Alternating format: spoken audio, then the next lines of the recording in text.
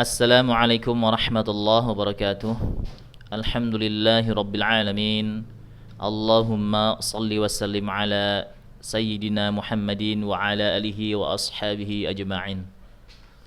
Ya, teman-teman yang dirahmati Allah, saya ingin membagikan video ini tentang tips mekanisme untuk kelas khusus, kelas yang baru masuk ya, untuk kelas 1, mekanismenya bagaimana cara setorannya. Pertama adalah target dulu ya. Target untuk di kelas 1 ini adalah mampu membaca panjang pendek sesuai dengan porsinya. Mad 2 harokat, mad 4 harokat, dan mad 6 harokat. Ini videonya sudah saya buat, tinggal nanti ditonton saja. Itu target pertama. Target yang kedua adalah bisa mendengungkan suatu bacaan, tahu mana yang dengung, mana yang tidak dengung, dan porsi dengungnya bagaimana. Itu harus benar-benar dipelajari. Kemudian hal yang ketiga adalah qalqalah.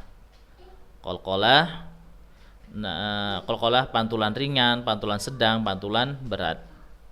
Jadi untuk materi tajwidnya hanya 3 hal itu saja: mad, dengung, qalqalah. Kemudian yang keempat adalah makharijul huruf. Kalau makharijul huruf ini tidak begitu terlalu ditekankan, tapi memang harus diusahakan, karena makharijul huruf ini memang suatu yang bisanya itu bukan pemahaman ya, tergantung rongga mulut kita, bibir kita, lisan kita ya, tergantung pemahaman dari rongga mulut kita.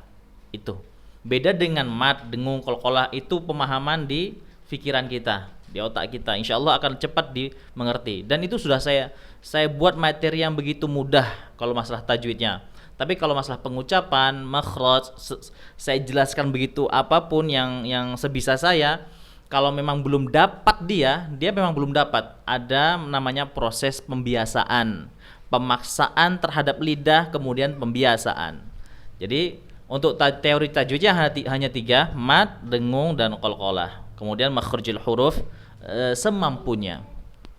Nah, oleh karena itu setorannya, ini mekanismenya. Pertama, nanti saya akan memberikan video surah Al-Fatihah ya, secara gamblang akan saya jelaskan perinciannya per ayat per ayatnya.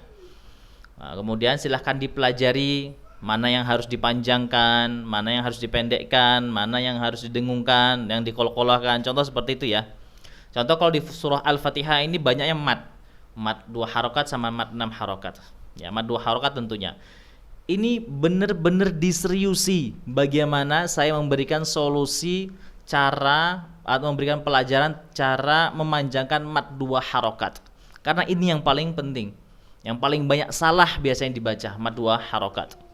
Nah, contohnya seperti Alhamdulillahi Rabbil Alamin. Alamin. Alhamdulillahi Rabbil Alamin.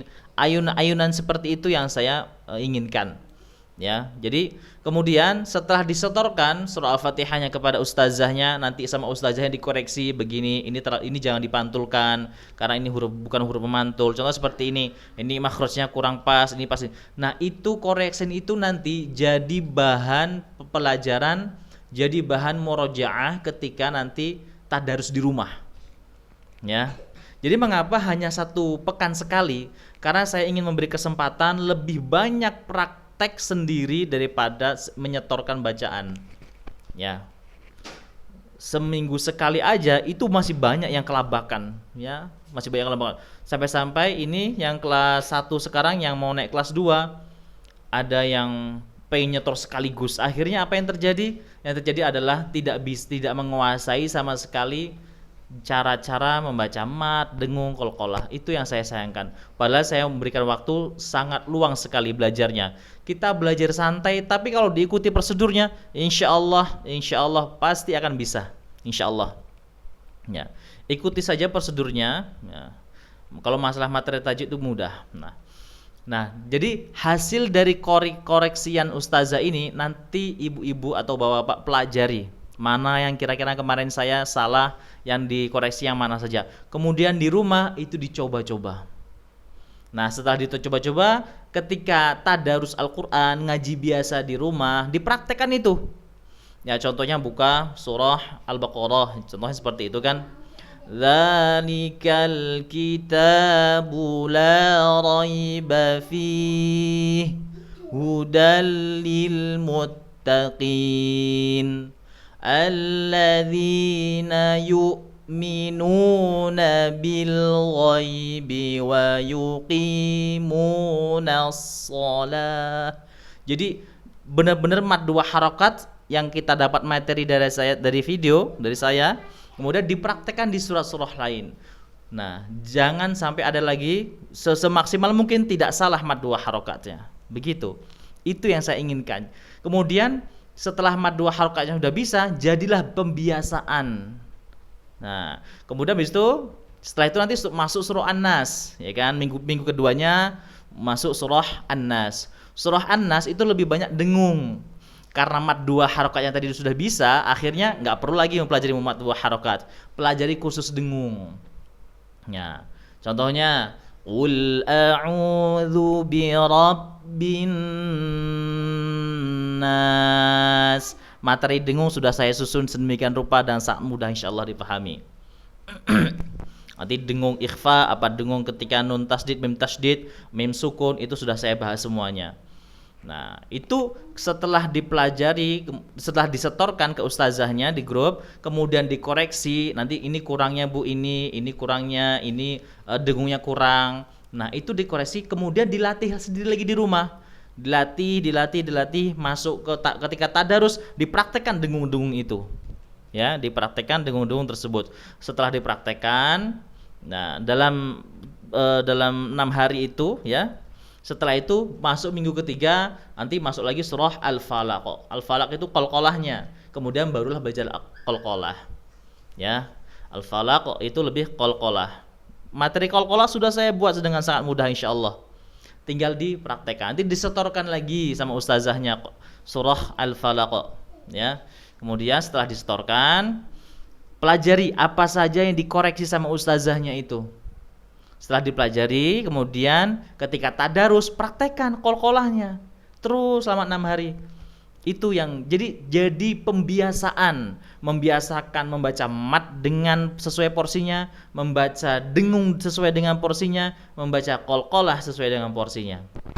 Kalau ini dipraktekkan, insyaallah mad, dengung, qalqalah 3 materi itu saja kalau kita kuasai baik secara materi maupun praktek, insyaallah bacaan kita 80% pasti bagus ya.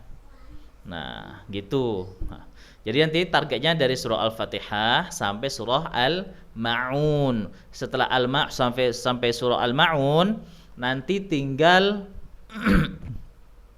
ujian kenaikan kelas, baru naik kelas 2. Naik kelas 2 materinya berbeda lagi. Nanti huruf tebal, huruf tipis. Memang sengaja saya bikin berurutan bertahap agar mudah diikuti, mudah difahami, mudah dipraktekkan. Itu tujuan saya. Dan insyaallah banyak yang merasakan metode yang saya buat atau tahapan-tahapan yang saya buat ini, dan sangat mudah difahami. Itu saja mungkin tips dari saya. Silahkan nanti, insyaallah nanti materi akan saya share ketika hari Jumat, ya. Barakallahu fik. Subhanakallahumma wa bihamdika asyhadu an la ilaha illa anta astaghfiruka wa atubu ilaih.